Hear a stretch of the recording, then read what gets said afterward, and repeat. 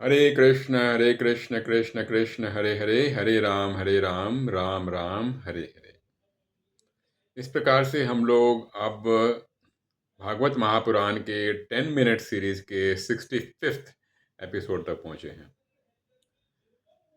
हम लोग धन्यवाद करना चाहेंगे इस्कॉन के फाउंडर आचार्य ए सी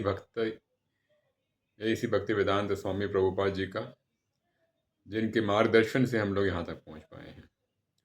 तो हम लोग पिछली बार वामन देव जी की और बलि महाराज की कथा सुन रहे थे। तो आगे ये होता है कि जब संकल्प कर लेते हैं बलि महाराज की वो देंगे, 3 स्टेप्स जमीन देंगे, 3 कद जमीन देंगे, तो वामन देव जो थे वो अपना साइज बढ़ाना शुरू करते हैं, यानी कि आकृति जो है आकृति वो बढ़ाना एकदम शुरू करते हैं। तो आकृति बढ़ाते हैं तो एक कदम से तो वो पूरी पृथ्वी कवर कर लेते हैं और दूसरे कदम से वो पूरा का पूरा ब्रह्मांड कवर कर लेते हैं। अब वो तीसरा कदम कहाँ रखें, क्योंकि ब्रह्मांड तो पूरा कवर हो गया। जब वो दूसरा कदम करते हैं और ब्रह्मांड कवर कर लेते हैं, ब्रह्मा जी जो होते हैं उनके जो पैर का जो नाखून होता है उसके ऊपर जल अर्पित करते हैं और उस जल पर अर्पित करने से वहां से गंगा मैया शुरू होती है ब्रह्मांड में कहीं।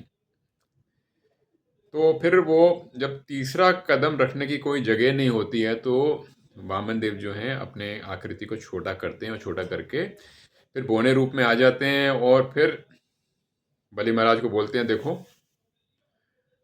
तुमने अपना वचन पूरा नहीं किया, मैंने तो 2 ही कदम किया, मैं तीसरा कदम कहाँ रखूं।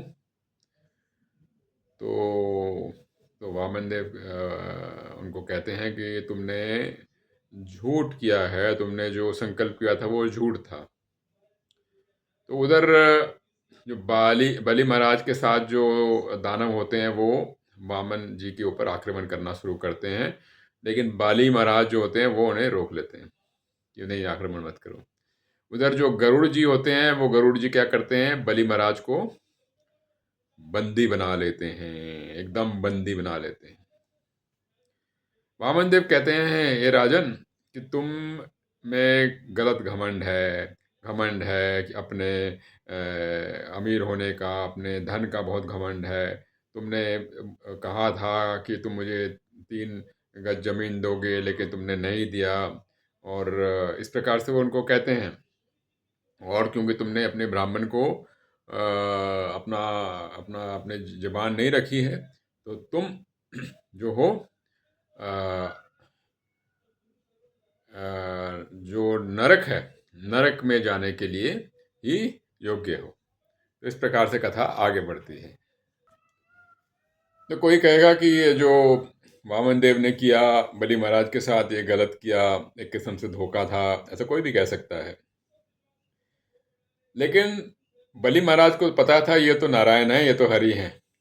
तो वो हमेशा उनके सामने एकदम नम्र रूप में रहे और पूरी तरह से सहनशील दिखाई उनने, सहन किया उनने और कहा कि हे प्रभु, कि आपने एकदम ठीक कहा है कि जो मैंने अपना जो संकल्प लिया था मैं उसको पूरा नहीं कर पाया हूँ, और आप कृपया करके आपका जो तीसरा पग है वो आप मेरे सिर पे रख दें और इससे मुझे दंड मिलेगा, और क्योंकि मैंने अपना संकल्प तोड़ा है। तो और उन्होंने आगे कहा कि मेरे जो दादा थे प्रहलाद महाराज, उनने आपकी पूरी सेवा करी थी, और उनके जो पिता थे हिरण्यकशिपु थे, और उनका आपने वध किया था, और अब आप मेरे सामने आए हैं, मैं बहुत धन्य हूँ, और मेरे लायक जो भी सजा है आप मेरे को कृपा करके दें। तो ये बलि महाराज जो हैं ये बोलते हैं वामन देव जी को। तो भगवान ने बलि महाराज की नम्रता को देखा, उनकी भक्ति को देखा। तो हम लोगों ने नॉर्मली देखा है, जो लोगों के पास बहुत बड़ा धन होता है, बहुत वैभव होता है, तो वो धन की वजह से उनका वैभव होता है। लेकिन बलि महाराज का जो वैभव बढ़ा, वो वैभव इसलिए बढ़ा क्योंकि उनने अपना सब कुछ दे दिया। वैसे तो सब कुछ ईश्वर का ही होता है, परमात्मा का ही होता है और हमारा कुछ भी नहीं होता, लेकिन इस प्रकार से सब कुछ त्याग देना, उससे उनकी कीर्ति बढ़ी, उनका वैभव बढ़ा। इसमें हमारे लिए बहुत बड़ी सीख है। वामन देव जो थे, जो कि हरि के अवतार थे, वो अपने भक्त बयाली को देख के बड़े ही प्रसन्न होते हैं। वो कहते हैं कि जो मेरा सच्चा भक्त होता है, मैं उसकी सारी संपत्ति ले लेता हूँ। ये वो उसको बोलते हैं और कहते हैं कि बड़ा जन्म होने के बावजूद, अच्छी खूबसूरती होने के बावजूद, बहुत पढ़ा लिखा होने के बावजूद और काफ़ी सारा धन होने के बावजूद, अगर कोई घमंड नहीं रखता, तो इसमें आप समझो कि उसके ऊपर हरि की, नारायण की एक विशेष कृपा है। ये वामन देव कहते हैं बलि महाराज को। कहने का तात्पर्य ये था कि बलि महाराज की जो बुद्धि है, उसकी बुद्धि के ऊपर वामन देव का, ईश्वर का, परमात्मा का, हरि का, नारायण का, कृष्ण की कृपा जबरदस्त वैसे ही बनी हुई है और बनी हुई थी, और इसके बारे में भगवान उन्हें बताते हैं। तो हमें इससे सीख क्या मिलती है? सीख ये मिलती है कि अगर हमारे पास बहुत सारी भौतिक चीज़ें हैं, बहुत सारा सामान है, बहुत सारी हमारे पास प्रॉपर्टी है, हो सकता है अगर हम उसको ईश्वर की सेवा में नहीं लगाएं तो वो हमारी आध्यात्मिक प्रगति में बाधा डालेंगी। ये हमारे लिए एक किस्म से सीख है। दूसरी चीज़ ये है कि जो ईश्वर है, परमात्मा है, वो भक्तों की हमेशा रक्षा करते हैं। भक्तों की हमेशा रक्षा करते हैं, उन्हें कभी भी गिरने नहीं देते। और जो भक्त होते हैं, जो भगवान के सच्चे भक्त होते हैं, भगवान उनका हमेशा टेस्ट लेते हैं, इम्तिहान लेते हैं, लेते रहते हैं, लेकिन उनको कभी त्यागते नहीं हैं, कभी उनको छोड़ते नहीं हैं। ये भी हमारे को सीख मिलती है। वामन देव कहते हैं, तारीफ करते हैं बलि महाराज की, कि बलि महाराज का पूरी तरह से अपमान होता है। उन्हें एक साधारण से चोर की तरह उसको जकड़ा जाता है, गरुड़ ने उसको पकड़ा है, उनकी सारी संपत्ति को छीन लिया जाता है। उसके बावजूद बलि महाराज जो हैं, अपनी नम्रता को नहीं छोड़ते और ईश्वर की तरफ समर्पण रखते हैं, प्रभु की तरफ अपना प्रेम रखते हैं। और इन सब चीज़ों को देखते हुए भगवान उनकी बहुत तारीफ करते हैं।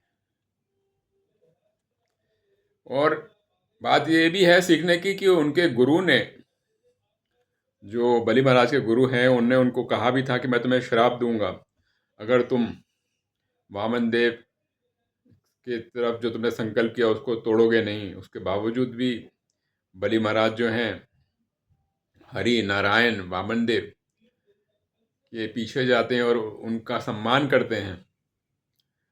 तो इससे हमारे को सीख क्या मिलती है? हमें सीख ये मिलती है, जो सच्चा जो भक्त होता है, चाहे वो किस पे कैसी भी विपदा आ जाए, कैसी भी सिचुएशन हो जाए, कैसी भी सिचुएशन खराब हो जाए, वो परमात्मा, ईश्वर, हरि, नारायण की सेवा करने से कभी भी किसी भी हालत में पीछे नहीं हटता। तो हमें ये बहुत बड़ी सीख मिलती है। आखिर में वामन देव पता है क्या बोलते हैं बलि महाराज को? बहुत प्यारी चीज़ बोलते हैं। वो कहते हैं कि अगले मनमंत्र, यानी कि 8वें मनमंत्र में, वो कहते हैं बलि महाराज को, आप हैं, आप इंद्र का स्थान आपको प्राप्त होगा। और कहते हैं तब तक आप, एक ग्रह है जिसका नाम, जो वो कहते हैं कि वहाँ पे सूतल है, सूतल में आप रहें। और सूतल जो है वो स्वर्ग से भी अच्छा है, स्वर्ग से भी सुंदर है, आप वहाँ पे रहें। और सबसे बड़ी बात ये कहते हैं भगवान, कि भगवान कहते हैं कि वहाँ पे वो बलि महाराज के दरवाजे, घर के दरवाजे, महल के दरवाजे के बाहर खड़े होके एक किस्म से वहाँ पे वो डोर कीपर का काम करेंगे। अब आप सोचो, ईश्वर अपने भक्त के लिए क्या नहीं कर सकते। अर्जुन के लिए वो सारथी बने थे और इस प्रकार से उनने बलि महाराज को प्रोटेक्ट करने के लिए, रक्षा प्रदान करने के लिए कहा कि मैं आपके दरवाजे के बाहर खड़ा रहूँगा।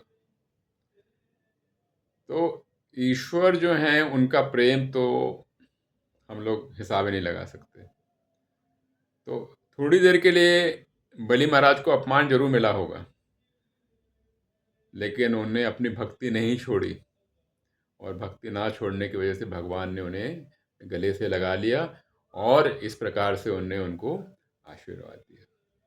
हरे कृष्ण।